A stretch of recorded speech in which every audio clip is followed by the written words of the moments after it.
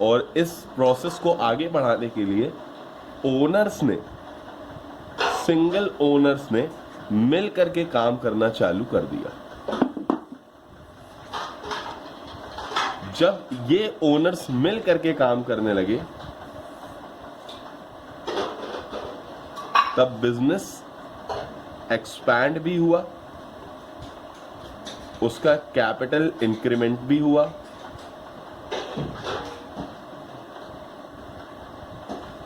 और साथ ही साथ रिस्क का डाइवर्सिफिकेशन हो गया। इस कारण से हमने सोचा कि एक ज्यादा बेटर अपॉर्चुनिटी है जहां पर हम लोग मिलकर के काम करने लगेंगे। इसी फॉर्म को एडवेंट करते करते हम आ गए एक नए बिजनेस की तरफ, जिसको हमने कहा पार्टनरशिप।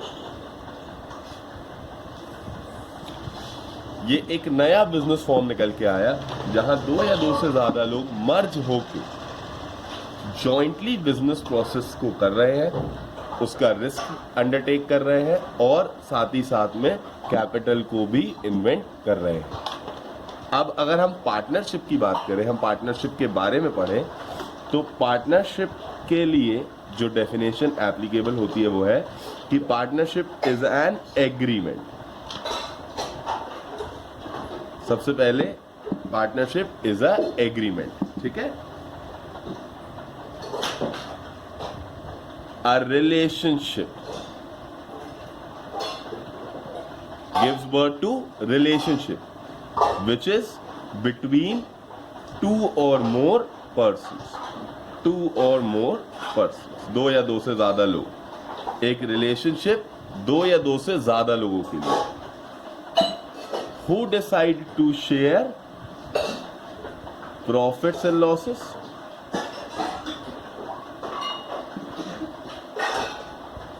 Of a business. एक रिलेशन जो 2 या 2 से ज्यादा लोगों के बीच में होगा, जिसमें प्रॉफिट एंड लॉसेस की शेयरिंग होगी। किस चीज पर? बिजनेस पर। लेकिन एक इंपॉर्टेंट बात, कैरीड ऑन बाय ऑल। या तो सब चलाएंगे या एनी ऑफ ऑल, या फिर कोई भी चलाएगा, इससे कोई फर्क नहीं पड़ेगा। मैं आप लोगों को इसके बारे में डिटेल समझाऊंगा क्योंकि इसी से हमारी बेसिक क्लास कवर अप होगी। सबसे पहले होना चाहिए एक बिजनेस। अब बिजनेस की डेफिनेशन क्या है? Business is any activity done for profit motive, लेकिन इट शुड बी लीगल, क्योंकि एग्रीमेंट इन्वॉल्व है, वो लीगल होनी चाहिए। एक एग्जांपल लीजिए कि ए और बी ने एक पार्टनरशिप कर ली कि वो दोनों मिल करके लोगों का मर्डर करेंगे, तो क्योंकि मर्डर क्राइम है इसलिए वो पार्टनरशिप बिजनेस में नहीं काउंट होगा। वो एक वेजरिंग वॉइंट एग्रीमेंट है, उसको हम पार्टनरशिप नहीं मानेंगे। लॉ इस चीज को पार्टनरशिप नहीं मान सकता। एक वैलिड बिजनेस होना चाहिए, एक वैलिड बिजनेस एक्टिविटी होनी चाहिए। दूसरी चीज जो हम बात करेंगे वो होगी 2 or more persons। 2 या 2 से ज्यादा लोग होने ही चाहिए। 2 से कम लोग पार्टनरशिप नहीं बना सकते, यानी कि एक सिंगल व्यक्ति पार्टनरशिप नहीं बना सकता, उसे 2 से ज्यादा लोगों की जरूरत पड़ेगी जो कि उसके साथ कैपिटल भी शेयर करेंगे और रिस्क भी शेयर करेंगे। अब तीसरी बात आ जाती है कि the decision to share profits. अगर आप प्रॉफिट्स शेयर नहीं करते या आप लॉस बियर नहीं करते तो आप पार्टनर नहीं कहलाते। फैमिली बिजनेस जहां भी चलता है वहां पे फैमिली के सारे मेंबर बिजनेस कर रहे हैं, बट उनके बीच में प्रॉफिट जो है वो एक कंसंट्रेटेड जगह पर जाता है, म्यूचुअली शेयर नहीं किया जाता, इसलिए उसको फैमिली बिजनेस कहा गया है, उसको पार्टनरशिप नहीं कहा गया। पार्टनरशिप होने के लिए प्रॉफिट शेयरिंग एसेंशियल है, और अगर आप प्रॉफिट शेयरिंग की बात करोगे तो लॉस शेयरिंग भी एसेंशियल हो जाती है। नेक्स्ट हम बात करेंगे इसके अगले बारे में, हम बात करेंगे एक एग्रीमेंट की। लेकिन इस चीज में एक अच्छी बात यह है कि एग्रीमेंट कैन बी रिटन और ओरल और म्यूचुअल कंसेंट, कुछ भी चलेगा। आपकी अच्छी बनती है, आपने एग्रीमेंट रिटन रख लिया चलेगा, ओरल रख लिया चलेगा, आपने म्यूचुअल कंसेंट से जो भी चीजें डिसाइड करी हैं वो चल जाएंगी, लेकिन एग्रीमेंट होना चाहिए। लास्ट बात आ जाती है जो मैंने कही, कैरीड ऑन बाय ऑल और any of them acting for all. बेटा इसको बोलते हैं एजेंसी फंक्शन। इस बात को बहुत ध्यान से समझेंगे। एजेंसी फंक्शन वो होता है जहां ए और बी आपस में प्रिंसिपल भी होते हैं और एजेंट भी होते हैं।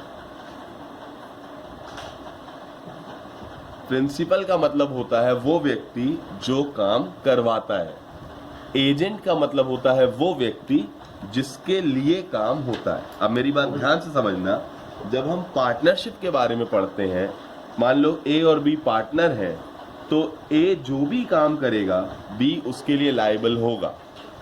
सिमिलरली बी जो भी काम करेगा ए भी उस काम के लिए लायबल होगा। ऐसा नहीं कहा जा सकता कि अगर ए ने कोई एग्रीमेंट किया है किसी थर्ड पार्टी से और उससे प्रॉफिट हुआ है तो ए पूरा रख लेगा, या लॉस हुआ है तो ए पूरा रख लेगा। उसको वो प्रॉफिट या लॉस शेयर करना ही पड़ेगा और बी को अधिकार है उस प्रॉफिट या लॉस को लेने के लिए, क्योंकि A will act as an agent, B will act as a principal. A का कोई भी काम बी को बाइंड करेगा। सिमिलरली अगर बी ने कोई कॉन्ट्रैक्ट लिया है तो वो ए को बाइंड करेगा। B will be the agent, A will be the principal. Each and every partner is a principal, is an agent to each other. ठीक है, ये है बेसिक फीचर ऑफ मैनेजमेंट। अब हम बात करते हैं हमारे बेसिक कॉन्सेप्ट की, जो कि है Indian partnership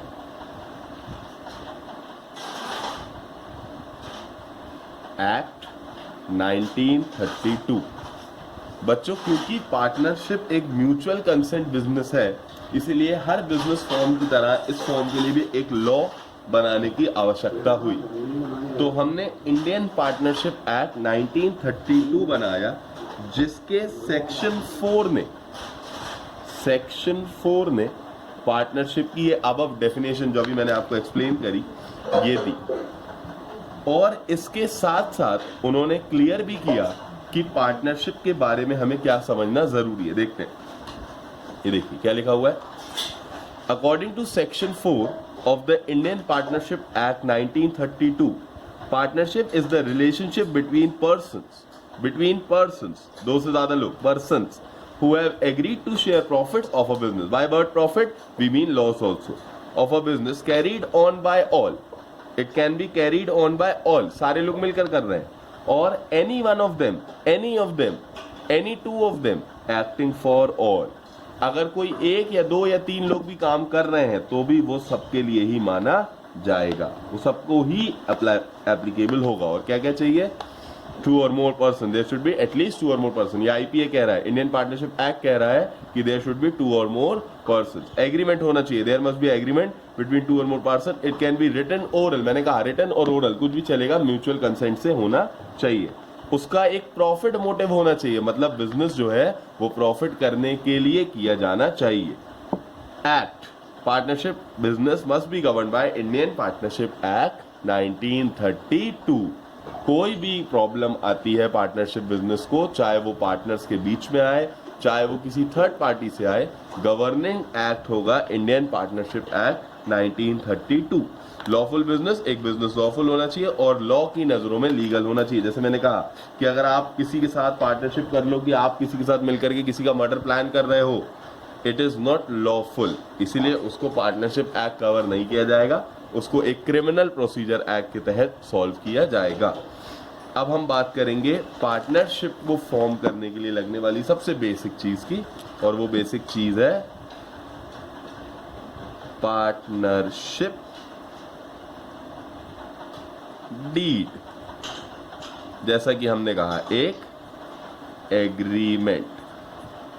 partnership deed is a written oral agreement which contains the relation of partners and the relevant details. जो भी पार्टनर के रिलेशन है, जो भी पार्टनर के संबंध है, रिलेशनशिप है उनके बीच में, जो भी उनकी प्रॉफिट शेयरिंग है, वर्किंग है, कैपिटल है, ये सब कुछ पार्टनरशिप डीड के अंदर लिखा जाएगा। उनकी सैलरी, रेन्यूमरेशन, बहुत सारी चीजें होती हैं, वो सारी चीजें लिखी जाएंगी। देखें, पढ़ेंगे। Partnership business contents of name and address of the partner, name of the firm, nature of the business, capital of the partner, interest on capital available to partner, drawings by partner, interest on drawing charged to a partner, profit sharing ratio, duration of capital, partner की salary, commission, etc. अब क्योंकि मैंने पहले ही clear कर दिया कि partnership एक lenient form of business है, इसके अंदर म्यूचुअल शेयरिंग है, सारी चीजों की म्यूचुअल बातें हैं। अब क्या होता है कि जब हम पार्टनरशिप को कंट्रोल करते हैं, जब हम पार्टनरशिप को फॉर्म करने की कोशिश करते हैं, तो कभी कभी म्यूचुअल एग्रीमेंट या फिर म्यूचुअल टर्म्स हमारे बहुत ही स्ट्रांग होते हैं। कुछ लोगों से हमारी म्यूचुअल कंसेंट बहुत अच्छी होती है, और जिस समय में हमारी म्यूचुअल कंसेंट बहुत अच्छी होती है, हम बहुत सी बातों को नेग्लेक्ट करने के बाद बिजनेस बना लेते हैं। लेकिन कई बार क्या होता है कि हमारी वर्किंग के कारण, हमारे प्रोसीजर्स के कारण या हमारे डिसएग्रीमेंट्स के कारण कई बार पार्टनरशिप में इश्यूज आते हैं। इन इश्यूज को सॉल्व करने के लिए ही आईपीए 1932 बनाया गया है। इन इश्यूज के लिए ही आईपीए 1932 को एडवेंट किया गया था, ताकि कभी भी अगर कोई म्यूचुअल एग्रीमेंट के कारण डीड ना बनाए, ना समझ पाए, तो क्या करेंगे, तो हम आईपीए को एप्लीकेबल करेंगे। अब देखिए, डीड के साथ दो दिक्कतें, कभी कभी डीड एब्सेंट हो जाती है, मतलब डीड बनाई ही नहीं है, डीड बनाई नहीं। आपकी किसी से बहुत अच्छी फ्रेंडशिप थी, उसने आपको ऑफर किया कि चलो एक बिजनेस करें, आपने बोला बहुत अच्छी बात है, बहुत अच्छा बिजनेस है, आपने सीधे कैपिटल लगा दिया और आप पार्टनर बन गए। आपने डीड के बारे में कोई डिस्कशन किया ही नहीं। या फिर कभी कभी डीड साइलेंट भी हो जाती है बेटा। साइलेंट मतलब डीड है, डीड बनी है, लेकिन जिस टॉपिक पर हमारा म्यूचुअल डिसएग्रीमेंट है उसको हमने डीड में इंक्लूड नहीं किया है। डीड है, मैं फिर से कह रहा हूं, एब्सेंट है तो डीड ही नहीं है, साइलेंट है तो डीड बनी है, लेकिन जिस टॉपिक पर डिसएग्रीमेंट हुआ है उसको हमने नहीं लिखा है। जैसे मैं बोलूं कि ए और बी जो है वो पार्टनर है, और ए के घर को या ए की प्रॉपर्टी को बिजनेस के लिए यूज किया जाता है,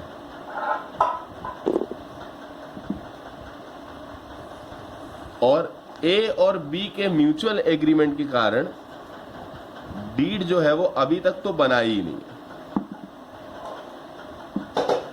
ए रेंट मांग रहा है, ए को रेंट चाहिए प्रॉपर्टी का, डीड नहीं है, तो इसको कहेंगे डीड इज एब्सेंट। लेकिन मैं कह रहा हूं डीड है, डीड बनाई है। ए और बी के बीच में इतना अच्छा ट्रस्ट था कि ए ने ऐसा मान लिया, अजम्पशन ऑफ ए, कि यार बी तो मुझे रेंट देने के लिए मना ही नहीं करेगा, तो रेंट को इंक्लूड करने की नीड नहीं है, वो तो मैं बिना बोले ही ले लूंगा। बी ये मानकर काम कर रहा है कि क्योंकि ए भी बिजनेस में पार्टनर है, ए तो रेंट मांगेगा ही नहीं। At the end of the year जब ए ने रेंट मांगा तो फिर कहा गया डीड इज साइलेंट।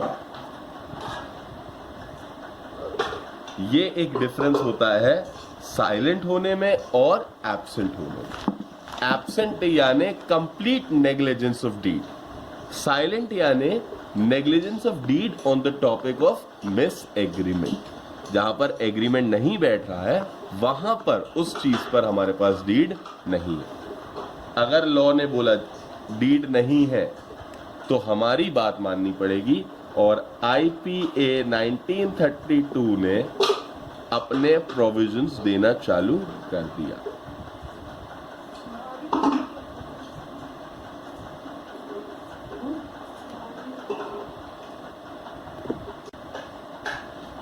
सबसे पहली बात प्रॉफिट शेयरिंग। अगर आप लोगों ने प्रॉफिट शेयरिंग का कोई टर्म डीड में इंक्लूड नहीं किया या डीड एब्सेंट है तो आईपीए ने बोल दिया प्रॉफिट शेयरिंग इक्वली की जाएगी।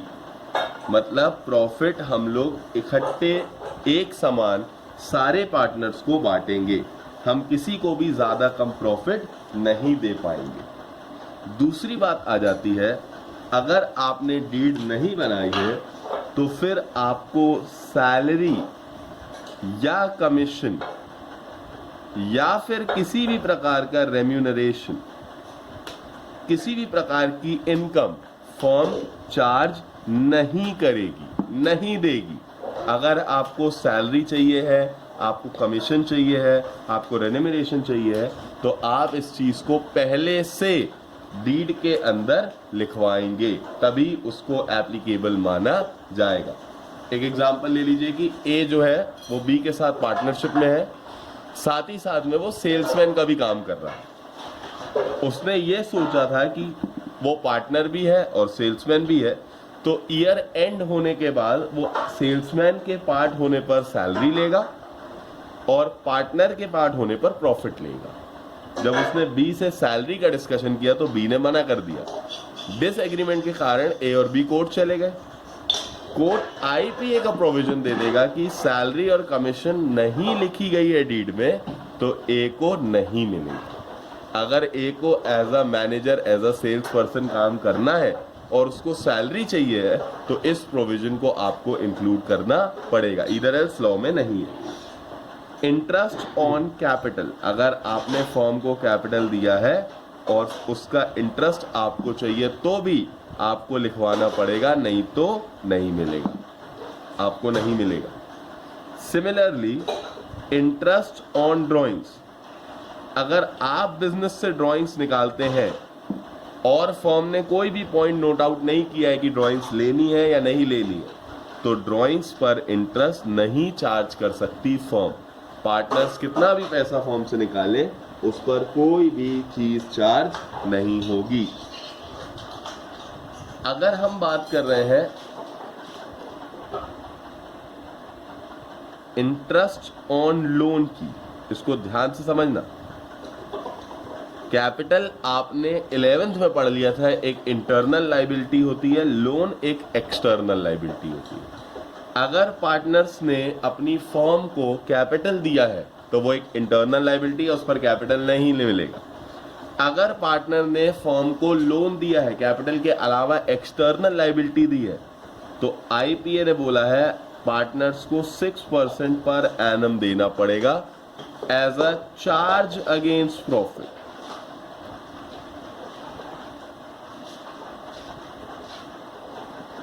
देना ही पड़ेगा, आप मना नहीं कर सकते। तो ये चार्ज अगेंस्ट प्रॉफिट क्या चीज है ये मैं आप लोगों को समझा दूं। चार्ज अगेंस्ट प्रॉफिट का मतलब होता है ऐसे खर्चे which are done in the case of profits और लॉसेस, मतलब जिनका नेचर प्रॉफिट या लॉसेस से रिलेटेड नहीं है। आपके दिमाग में एक बात जरूर आएगी कि भैया सारे ही खर्चे ऐसे हैं जो प्रॉफिट और लॉसेस दोनों को बेसिस पर होते हैं, तो मैं आपको बता दूंगा कि नहीं, ऐसा नहीं है। हमारे पास एक्सपेंसेस दो प्रकार से होते हैं, एक होते हैं चार्ज और एक होते हैं एप्रोप्रिएशन।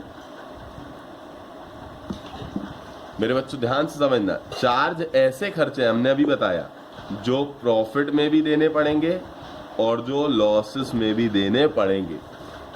एप्रोप्रिएशन का मतलब होता है ऐसे खर्चे जो प्रॉफिट में तो किए जाते हैं पर लॉस में नहीं किए जाते। प्रॉफिट में किए जाते हैं, लॉस में नहीं किए जाते। ध्यान से समझिएगा, आप एक बिजनेस एंटरप्राइज चला रहे हैं जिसमें आप दो खर्चे हर महीने करते हैं। आप हर महीने प्रॉफिट कमाते हैं और उस प्रॉफिट से हर महीने 2 खर्चे करते हैं। आप पहला खर्चा करते हैं रेंट देने का, दूसरा खर्चा करते हैं आप एक सेविंग फंड में पैसे डालने का। ये जो रेंट है बेटा, ये मैंडेटरी है, ये अनअवॉइडेबल है, इसको अवॉइड नहीं किया जा सकता।